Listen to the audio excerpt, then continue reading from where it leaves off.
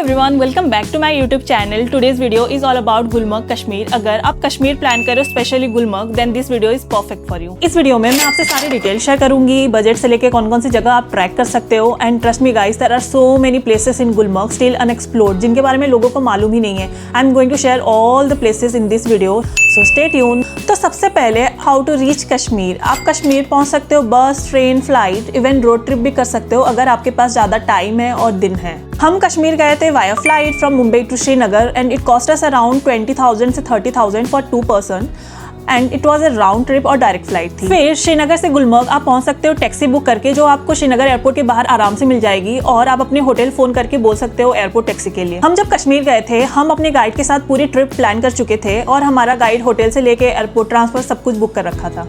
Best time to visit Gulmarg, again ये depend करता है आप कौन से टाइम जाना पसंद करोगे। अगर आपको स्नो एक्टिविटीज़ करनी है, स्नोफॉल देखना है, स्नो एंजॉय करना है, then winter is the best time to visit Gulmarg. आप नवंबर से मार्च कभी भी प्लान कर सकते हो। अगर आपको मेरी तरह हिडन प्लेसेस एक्सप्लोर करना पसंद है and crowd and touristy places को अवॉइड करना है, देन मई से अक्टूबर के बीच आप कभी भी प्लान कर सकते हो।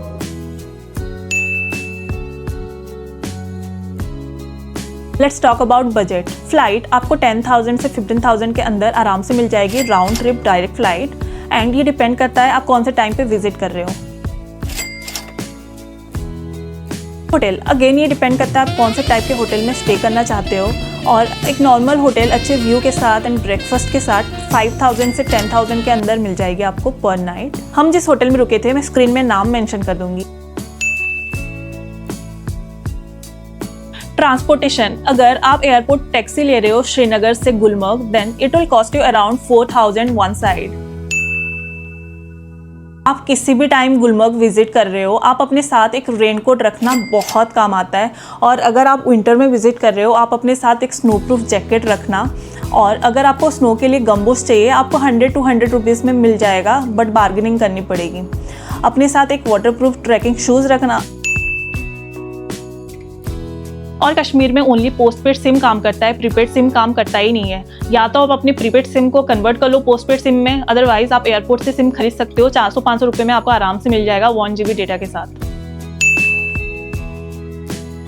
गुलमर्ग में गाइड के चार्जेस 2500 पर डे होता है, बट ये पैसा आपको बिल्कुल भी खराब नहीं लगेगा, क्योंकि गाइड आपके साथ सुबह से लेकर शाम तक होता है। एंड जितने भी स्कैम्स होते हैं गुलमर्ग में, टिप कल्चर है गुलमर्ग में, आप बच जाओगे उन सब से। स्कैम से याद आया, अगर आपको गुलमर्ग में ट्रैक करना है तो आपको गाइड की ज़रूरत पड़ेगी, क्योंकि उनको सारे पॉइंट्स के बारे में पता होता है और गुलमर्ग में भालू भी पाए जाते हैं, तो सेफ्टी पॉइंट ऑफ व्यू से तो ज़रूरत है। और अगर कोई ट्रस्टवर्दी लोकल गाइड है आपके साथ, जितने भी स्कैम्स होते हैं आप बच जाओगे। हमारे ट्रिप के टाइम जब हम ट्रैक करते करते थक जाते थे, तो हम लोग शॉप से सामान लेते थे, वो हमें डबल प्राइस में बेचते थे। और जब हमारे साथ हमारा गाइड होता था, वो हमें MRP पे खरीद के देता था, जिससे हमारे काफ़ी पैसे सेव हुए हमारे ट्रिप के टाइम। अगर आप गंडोला राइड का प्लान कर रहे हो, तो फिर आप 3 वीक्स पहले ऑनलाइन बुकिंग कर लेना, स्क्रीन में आपको उसके डिटेल्स मिल जाएंगे। Let's talk about itinerary. Day 1 हम मॉर्निंग फ्लाइट लेके श्रीनगर पहुंचे। ऑलरेडी टैक्सी हमारी वेट कर रही थी, हमने सामान रखा और चल पड़े गुलमर्ग की तरफ। श्रीनगर से गुलमर्ग का डिस्टेंस अराउंड 51 किलोमीटर है और आपको 2 से 3 घंटे आराम से लग जाएंगे, डिपेंडिंग ऑन ट्रैफिक, और अगर आप हमारी तरफ बीच में रुक के ब्रेकफास्ट कर रहे हो। जैसे कि हम अर्ली मॉर्निंग फ्लाइट लिए थे, तो हमारे पास पूरा दिन था। हम अपने गाइड से मिले और उस दिन हम पैदल घूमे गुलमर्ग टाउन। वहाँ पे एक शिव पार्वती का मंदिर है और बहुत सुंदर मंदिर है, वहाँ पे पक्का जाना, बहुत सुंदर है। चारों तरफ माउंटेन है और बीच में मंदिर है। डे 2 हम ब्रेकफास्ट करके अराउंड 9 AM निकल पड़े अपने गाइड के साथ हमारी फर्स्ट हाइकिंग के लिए गुलमर्ग टाउन से गंडोला फेज 1। गुलमर्ग टाउन से एक पॉइंट था जहाँ से हाइकिंग स्टार्ट होती है, उसका डिस्टेंस 2 से 3 किलोमीटर का था। और हम लोग को उस पॉइंट में पहुंचने के बाद बहुत सारे टूरिस्ट मिले जो पौनी से ऊपर जा रहे थे, बट हम ही अकेले थे जो हाइक करके गंडोला फेज 1 के ऊपर जा रहे थे। जैसे जैसे हम हाइक करते गए, हमको रास्ते में वाटरफॉल दिखने को मिला, वैली, फ्लावर्स, पाइन ट्रीज और जानवर के हड्डियाँ दिखने को मिली। हमारे गाइड ने बताया शाम को 6 बजे के बाद यहाँ पे भालू आते हैं और वो अटैक करते हैं दूसरे जानवर के ऊपर, इसीलिए हड्डियाँ पड़ी हुई हैं।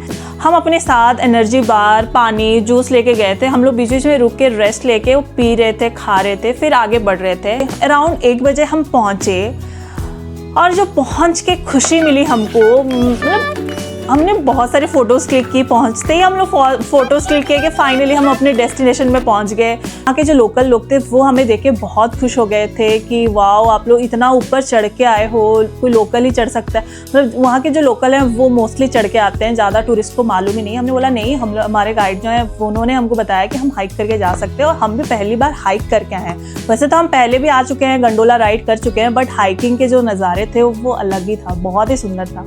फिर हम पहुंचे, फिर हमको लंच करना था। हम नीचे गंडोला फेज़ 1 पे आए। वहाँ पे बहुत सारे आपको वेजिटेरियन ऑप्शंस मिल जाएंगे, अगर आपको ट्राई करना है आप कर सकते हो। फिर हम नीचे उतरने लगे धीरे धीरे। फिर बहुत ही सुंदर रास्ता था। फिर हम अराउंड 6 PM हम अपने रूम पहुँचे, हमने डिनर किया और सो गए।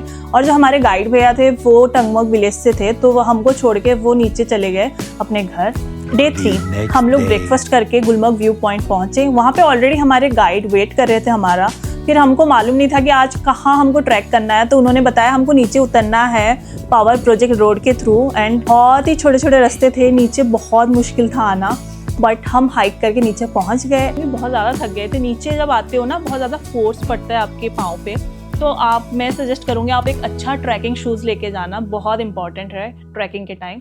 फिर नीचे उतरे, फिर वहाँ पे हमने फिशिंग की। वहाँ पे बहुत सारे लोकल्स थे जो ऑलरेडी पिकनिक कर रहे थे, तो हमारे गाइड ने सजेस्ट किया कि यहाँ पे बहुत ज़्यादा भीड़ है, तो आप हमारे घर चलिए, वहाँ पे मैं पका के दूंगा और वहाँ पे आप लंच करना। आज हम बोले ओके फाइन।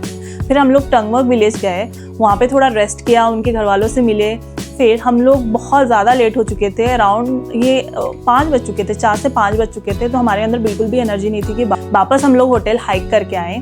तो हमने डिसाइड किया कि आज हम इलेक्ट्रिक ऑटो लेंगे। सजेस्ट किया कि आज आप रेस्ट ले लीजिए, बहुत ज़्यादा थक चुके थे हम लोग। तो गुलमर्ग टाउन में ओनली इलेक्ट्रिक ऑटो अलाउड है गुलमर्ग टाउन के अंदर। तो हम आए, अपने होटल आए, रेस्ट किए, डिनर किए। और वहाँ के जो लोग हैं ना लोकल थे, हम जितने दिन भी थे वो रोज़ हमसे पूछते थे कि आज कहाँ हाइक के लिए गए हो, कल कहाँ जाओगे हाइकिंग के लिए। वो ज़्यादा एक्साइटेड थे हमसे भी, तो हम लोग बहुत ज़्यादा आते ही हम लोग बहुत ज़्यादा खुश हो जाते कि आज पूछेंगे इन लोग कि कहाँ गए थे। हम लोग बहुत ज़्यादा खुश हो जाते थे उन लोग जब पूछते थे कि आप कहाँ गए थे आज।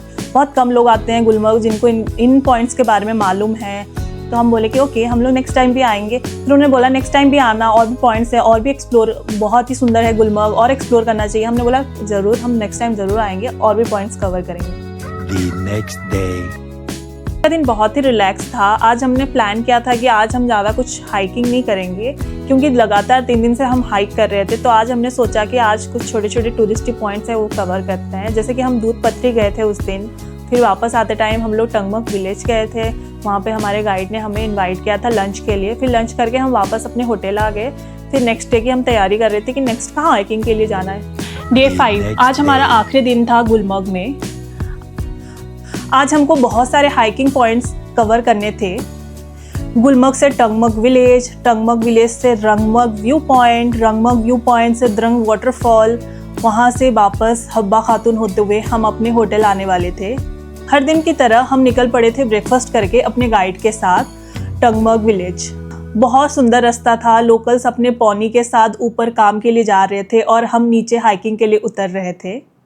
ठंडी ठंडी हवा चल रही थी। पहाड़ में बैठ के देखना, गाड़ियाँ, जो भी टूरिस्ट गाड़ियाँ थी वो गुलमर्ग टाउन जा रहे थे और हम लोग हाइकिंग के लिए नीचे उतर रहे थे। अराउंड 1 PM हम टंगमर्ग पहुँचे। वहाँ थोड़ा रेस्ट किए, फिरोजपुर रिवर में ठंडा पानी के अंदर पैर डाल के थोड़े टाइम रेस्ट किए। फिर अराउंड 2 PM हम लोग निकल पड़े रंगमर्ग व्यू पॉइंट के लिए। और ओ माय गॉड, बहुत ही सुंदर रास्ता था।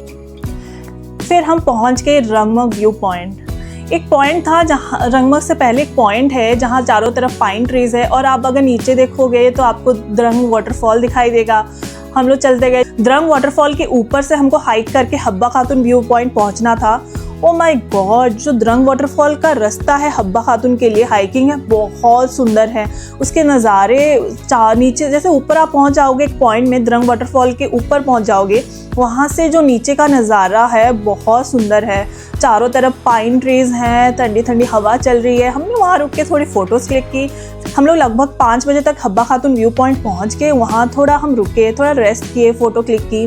फिर होटल में गए, फिर वहाँ डिनर किया। लास्ट डे था हमारा, तो जितने भी लोग थे, स्टाफ थे, वो बहुत एक्साइटेड थे सुनने के लिए कि आज हमने कौन कौन से पॉइंट्स कवर किए। फिर उन्होंने बताया कि आप ये पॉइंट और भी हैं, आप आ सकते हैं, बारामूला उस तरफ हाइक करके जा सकते हो। हमने बोला नेक्स्ट टाइम हम ज़रूर आएंगे गुलमर्ग।